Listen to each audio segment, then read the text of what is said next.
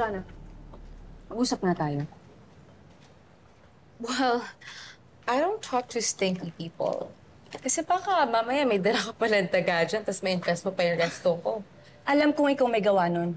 Inutusan mo si Joel para isabotahe ako.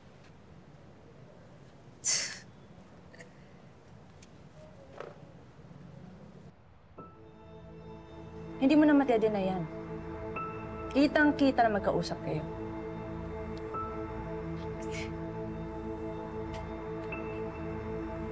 Ina, Joanna. Ano ang pinag-uusapan na itong dalawa? Ay, loko ka, Joanna, ha? Kung ano ng mga sinasabi mo, ha? That doesn't prove anything.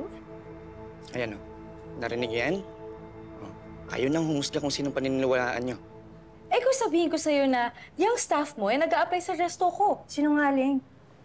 Napaka-desperada mo talaga eh, no? You're so insecure. Wala kang alam gawin kundi lumaban ng pailalim. You know what? Apakainit mo. Alam mo, isang A mo lang. Magpalamig ka muna.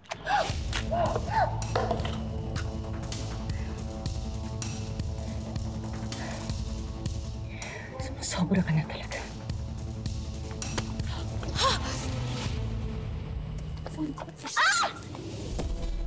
Panga, ha?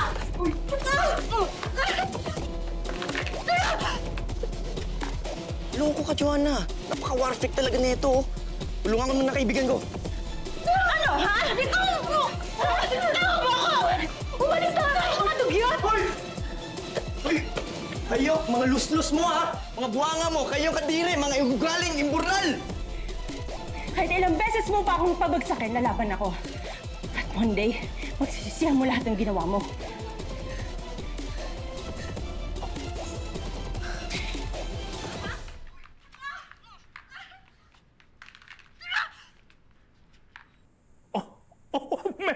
Mel! Yes, Chef. Diyan ka pala. I've been following these two young ladies. Palala ng palala ang feud nila na kumakalat sa social media. Marami nang sumusubaybay sa kanila. This is so interesting! Oh.